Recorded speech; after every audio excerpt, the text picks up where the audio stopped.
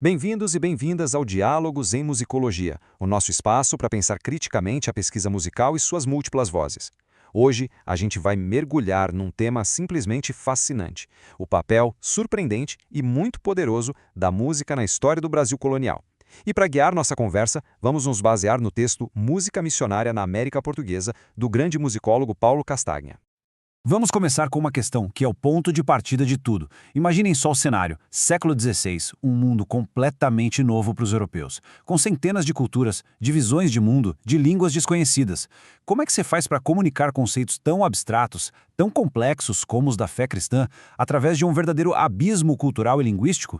Pois é, para os jesuítas que desembarcaram no Brasil lá no século XVI, a resposta para esse dilema gigantesco foi uma linguagem que eles acreditavam ser universal: a música. Ela se tornou a principal, a mais poderosa ferramenta em uma das maiores empreitadas de catequese da história. Ok, então vamos mergulhar nisso. Para a gente entender de verdade a solução que eles encontraram, primeiro a gente precisa ter a dimensão exata do desafio. Era uma barreira de comunicação numa escala que hoje a gente mal consegue imaginar. Essa linha do tempo ajuda a gente a se situar. 1549. Chegam os primeiros jesuítas, com Manuel da Nóbrega à frente. O objetivo era claríssimo: converter os povos originários. Mas o obstáculo, nossa, era monumental.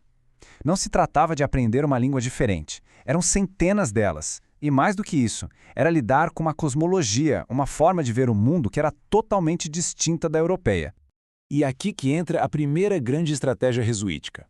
A lógica era: se as palavras não funcionam, talvez a melodia consiga falar direto à alma. A música europeia foi literalmente a porta de entrada. O que os jesuítas fizeram na prática foi usar a música sacra deles como uma ferramenta de atração. Estilos como o canto gregoriano, que eles chamavam de canto-chão, e a polifonia, o canto de órgão, começaram a fazer parte das missas, das procissões, do dia a dia. A ideia era criar uma atmosfera de solenidade, do sagrado, que pudesse ser sentida, mesmo que não fosse compreendida. E olha, funcionou. Os relatos da época são unânimes em dizer que as comunidades indígenas ficaram completamente fascinadas por aqueles sons tão diferentes. Mas claro, essa melodia universal tinha um limite bem claro. Porque uma coisa é se impressionar, sentir o poder da música. Outra, bem diferente, é de fato entender a mensagem da letra, que estava em latim ou português. Como fazer para que a doutrina fosse de fato compreendida, aprendida e principalmente memorizada? E é exatamente aqui que a gente chega no pulo do gato, no ponto mais genial dessa história. A grande inovação não foi apenas usar a música, mas foi fundir a forma musical europeia com as palavras dos povos daqui.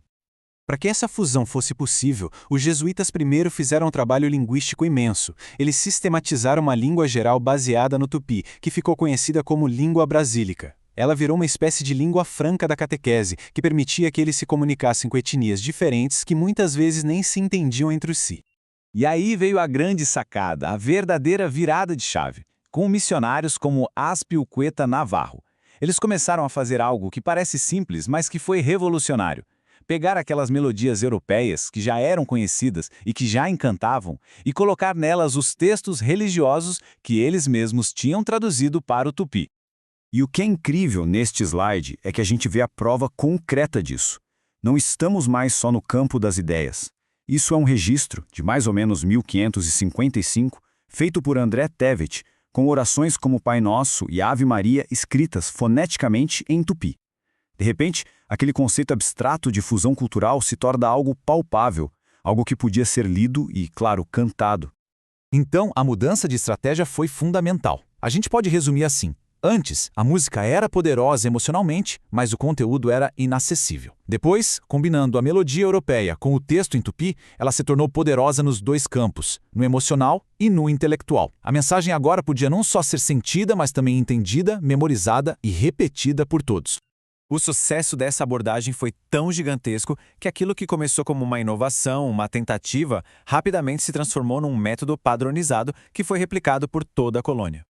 A gente consegue ver a evolução desse processo em etapas muito claras. Começou com o ensino oral, informal, ali no dia a dia.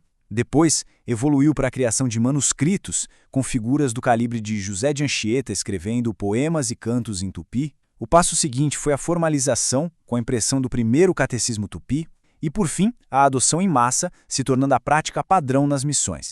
E se a gente precisar de uma data para cravar essa mudança, o momento em que isso se torna oficial, essa data é 1618. É o ano em que o primeiro catecismo brasileirico de Antônio de Araújo é finalmente publicado. A partir daí, a estratégia musical linguística deixa de ser só uma prática e vira, digamos assim, uma doutrina de ensino institucionalizada.